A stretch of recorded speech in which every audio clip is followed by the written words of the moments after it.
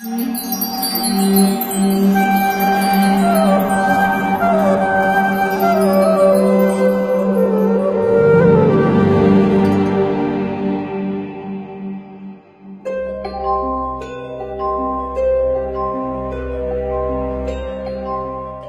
happens to us when we die?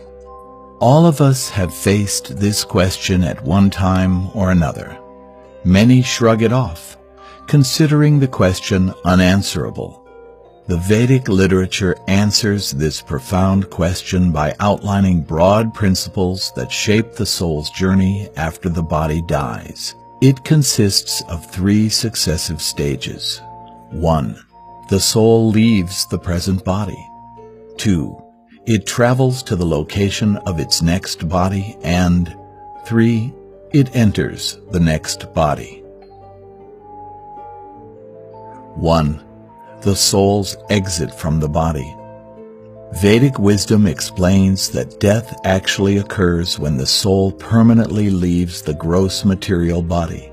At the time of death, the soul normally exits from one of the 9 holes in the body, which the Vedas refer to as the 9 gates: the 2 eyes, the 2 ears, the 2 nostrils, the mouth, and the 2 excretory organs.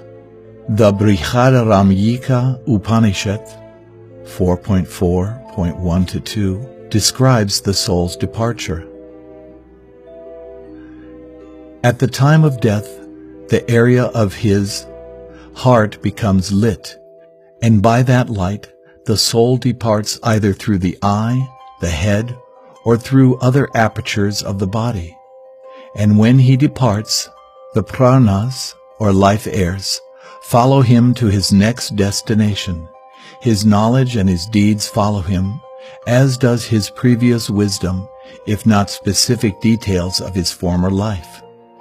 Souls that are spiritually evolved generally depart from one of the 7 holes in the head, whereas souls that have yet to sufficiently evolve depart from one of the 2 other holes.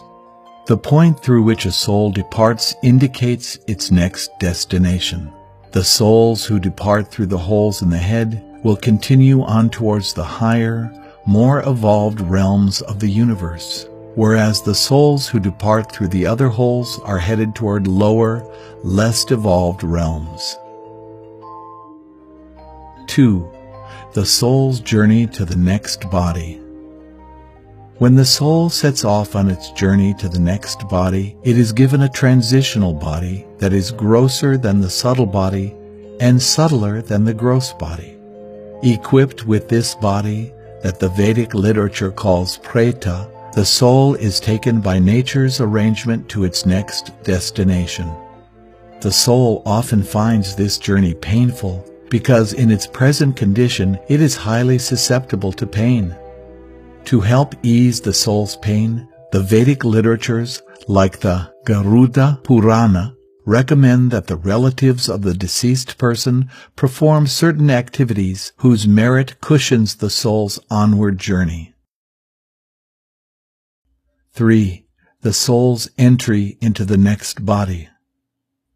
Srimad Bhagavatam 3.31.1, a classic of the Vedic library, outlines one of the typical pathways by which the soul enters the body.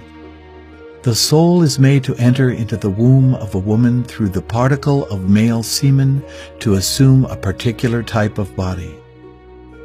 What determines our next body? Which body a particular soul gets is determined by the broad principles that underlie the mechanism of reincarnation.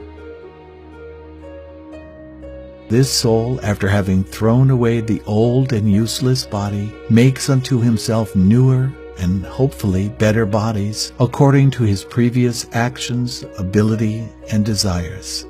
The Bhagavad Gita 15.8 offers another metaphor to explain how the soul finds its next destination.